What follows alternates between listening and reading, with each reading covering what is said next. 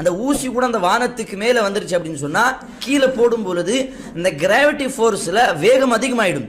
ஆனால் அந்த வேகத்தின் அதிகமான காரணமாக இந்த உலகத்தில் அந்த அந்த ஒரு சின்ன ஊசி அந்த ஃபோர்ஸ்னால உலகத்தில் பட்டுடுச்சு அப்படின்னு சொன்னால் பல்லாயிரம் கிலோமீட்டர் அளவுக்கு அந்த ஒரு பூமியில் மிகப்பெரிய ஒரு பூகம்பம் நடக்கும். ஆனால் அது நடக்காமல் இருப்பதற்கு, அதை தடுத்துக் கொள்வதற்காக தான் இந்த வானத்தை அல்லாஹ் படைத்திருக்கிறான். இந்த வானத்தில் அதற்காக தான் ஒரு பாதுகாப்பாக படைத்திருக்கிறான்.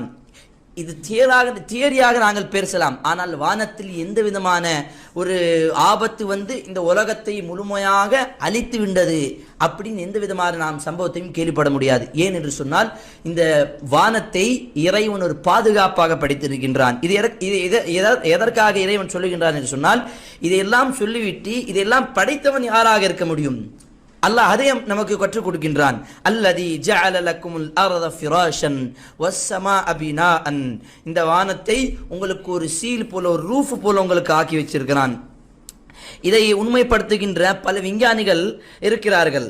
அப்படின்னு சொன்னா நிக்கோலியஸ் கோப்பர்னியஸ் சொல்லக்கூடிய 1543 வருடத்தில் இறந்தவர்கள். அதே போன்று ஜெலீலி சொல்லக்கூடிய டெலிஸ்கோப்லேருந்து பார்த்து விட்டு இந்த மாதிரி நிறைய விஷயங்களை ஆய்வு செய்து சொல்லியிருக்கிறாரு. 1642 வருஷத்தில் அவர் இறக்கிறார். அதே போன்று இசாக் நியூட்டன் சொல்லக்கூடிய இவரும் இதை பற்றி நிறைய விஷயங்களை சொல்லியிருக்கிறார். நியூட்டனுடைய லா படித்து பார்த்தீங்க அப்படின்னு சொன்னால் இதை பற்றி நிறைய விஷயங்கள் நமக்கு தெரியும். 1727 வருடத்தில் அவர் இறக்கின்றார். அப்போ அதே போன்ற இப்போ மாடர்ன் சயின்ஸில் பார்த்தீங்கன்னா பல விஞ்ஞானிகள் இதை உண்மைப்படுத்தி சொல்லுகிறார்கள். ஆமா, இந்த வானம் இந்த பூமிக்கு ஒரு பாதுகாப்பு, இந்த வானம் இந்த பூமியில் வசிக்கக்கூடிய மனிதர்களுக்கு ஒரு பாதுகாப்பு, ஒரு ரூஃப் போலதான்.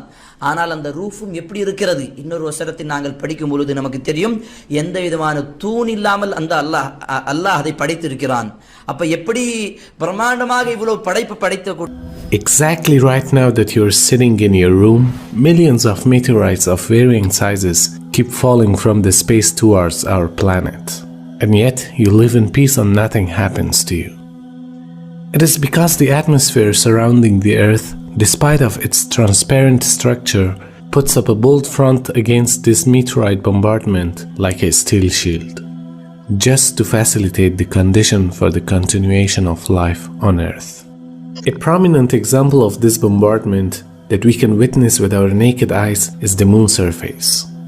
If you just take a look at the surface of the moon, you'd easily see the holes which were caused by the meteorite shower.